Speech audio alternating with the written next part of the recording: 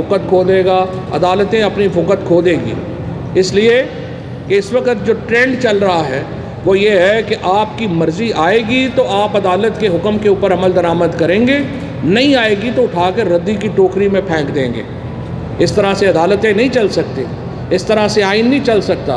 ہم نے دیکھا ہے کہ جب دل کرتا ہے حکومت کا جو فیصلہ ان کے من پسند آتا ہے وہ اس کے اوپر امپلیمنٹ کرتے ہیں، جو فیصلہ پسند نہیں آتا تو ججز کے خلاف اپنے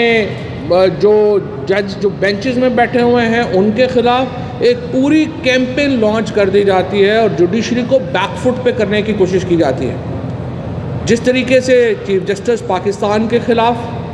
جس طریقے سے سپریم کورٹ کے ججز کے خلاف آرگنائزڈ کیمپین مریم نواز نے لیڈ کی، وہ شرمناک ہے۔ اور پھر یہ مریم نواز جب یہ کیمپین کو اپنے پیک پہ لے جا رہی تھیں، اسی وقت پاکستان کے اندر ایک بہت بڑا دھماکہ ہو گیا، اور وہ دھماکہ یہ تھا کہ توشہ خانہ کا ریکارڈ سامنے آ گیا۔ 15 مہینے نون لیگ نے اربوں روپیہ لگا کر، ان عقل مندوں نے، جس طرح خان صاحب کہتے ہیں کہ مریم نواز اس کی بیسٹ پلیئر ہے، اس خاتون کے احمقانہ مشوروں کے اوپر جس طریقے سے نون لیگ نے اربوں روپیہ لگا کے توشہ خانے کے اوپر ایک کیمپین بنائی، پیسے کھانے کو نہیں تھے لیکن انہوں نے میڈیا کے اوپر اربوں روپے کے اشتہار دیے اور انہوں نے توشہ خانے کے اوپر ایک کیمپین کریٹ کی 15 مہینے وداؤٹ ریئلائزنگ، بغیر سوچے سمجھے کہ توشہ خانے کے سب سے بڑے بینیفیشری تو خود شریف فیملی اور زرداری اور یہ لوگ تھے۔ اور میں لاہور ہائی کورٹ کے جج صاحب کا ایک ان کو سلوٹ بھی پیش کرتا ہوں، پاکستان کے عوام کی طرف سے شکریہ بھی ادا کرتا ہوں، اور اظہر صدیق صاحب نے، سلمان ابوذر نیازی نے اور ارشد شریف صاحب جو سارے جو توشہ خانہ کے پہلے صحافی جنہوں نے یہ ساری باتیں شروع کی، ارشد شریف نے، یہ وہ پاکستان کے ہیروز ہیں جنہوں نے پاکستان کو ایک ٹرانسپیرنسی کی طرف لے جانے کا ایک اور سنہرا قدم اٹھایا۔ اور آج اس توشہ خانے میں وہ آپ دیکھیے کہ سب سے زیادہ کپڑے جن کے جسم پر نہیں ہیں وہ پی ڈی ایم کی جماعتیں۔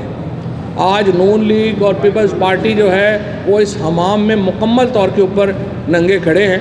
اور ابھی انتظار ہے 1988 سے لے کے 2002 تک کی جو توشہ خانہ کی رپورٹ جو کل ہائی کورٹ نے آرڈر کی ہے وہ سامنے آئے۔ ہمیں معلوم ہے کہ اس میں بھی جو ہے وہ ٹیمپرنگ کی گئی ہے اس رپورٹ میں،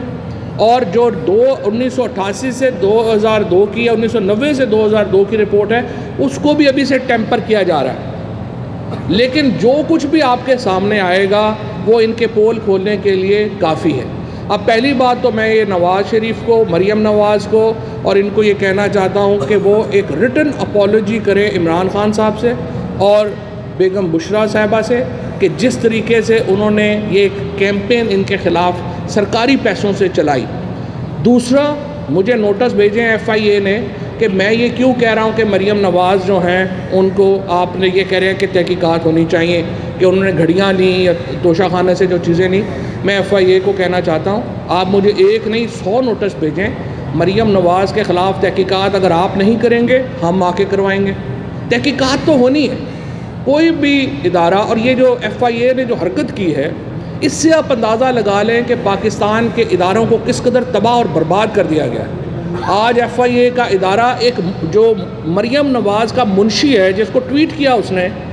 کہ جی آپ اس کے اوپر کارروائی شروع کریں، مریم نواز کے منشی کے اوپر ڈی جی ایف آئی اے جو ہے وہ نوٹس بھجوا رہا ہے۔ گریڈ 22 میں ہو تم، کچھ شرم حیا کرو، ساری عمر تم نے اس ادارے میں لگائی ہے اور یہ ایف آئی اے کے افسران ہیں، وہ کچھ تھوڑی بہت شرم ہوتی ہے کہ مریم نواز کے منشی کے کہنے کے اوپر تم نوٹسز بھیجنا شروع کر دیا تم نے۔ اور یہ کیا بات ہوئی تحقیقات کا مطالبہ، میں تو اس سے پیچھے نہیں ہٹنے والا۔